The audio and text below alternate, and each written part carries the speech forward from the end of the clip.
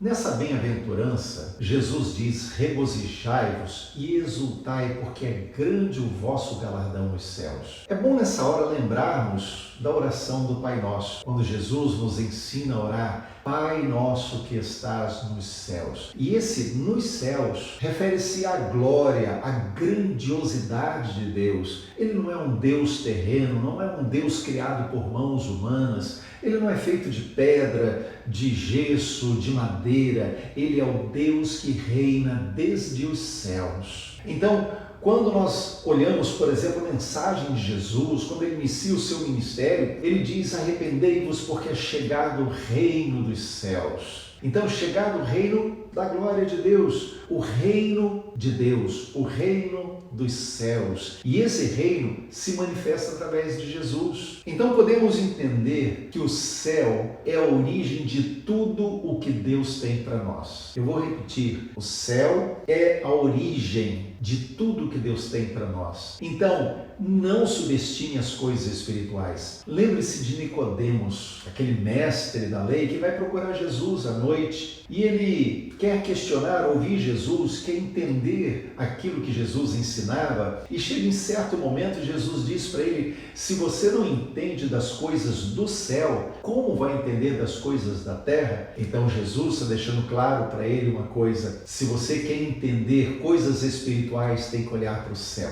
tem que abrir o seu coração para as coisas celestiais e não coisas da terra. Então não subestime as coisas espirituais, não subestime as coisas celestiais. Veja, por exemplo, que o profeta Isaías, ele fala em Isaías capítulo 55, os versos 8 e 9: porque os meus pensamentos não são os vossos pensamentos, nem os vossos caminhos os meus caminhos, diz o Senhor. Porque assim como os céus são mais altos do que a terra, assim são os meus caminhos mais altos do que os vossos caminhos, e os meus pensamentos mais altos do que os vossos pensamentos. O que Deus tem para você é muito mais alto do que qualquer coisa que você possa pensar ou alcançar nesse mundo. Lembre-se, nós não somos desse mundo. Se você já entregou a sua vida a Jesus, você não pertence mais a esse mundo. Você pertence ao reino dos céus,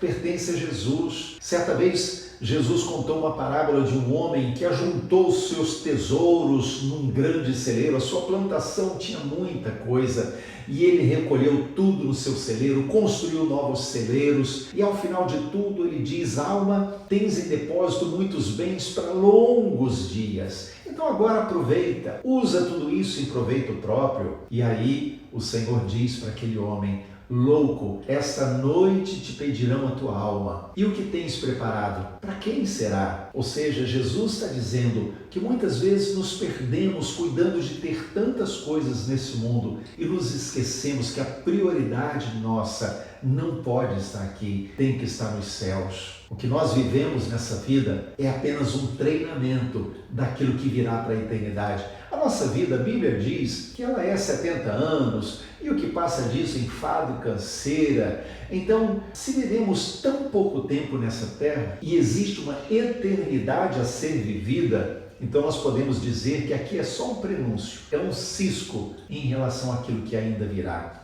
É um treinamento para a verdadeira vida que ainda viveremos. Por isso Jesus, lá em João 14, ele diz assim: eu vou preparar um lugar para vocês. E quando eu for e preparar esse lugar, eu vou voltar e vou levar vocês para estarem comigo, para que onde eu estiver, vocês também estejam. O propósito dele sempre foi esse: que eu e você estejamos com ele por toda a eternidade. Por isso, o regozijai-vos, exultai, isso não tem a ver com masoquismo, com um sentimento ruim de se alegrar por causa de um sofrimento, mas estar alegre apesar do sofrimento, porque sabemos que a nossa fonte de felicidade não está nesse mundo. A nossa fonte de felicidade está em Deus, está no reino dos céus.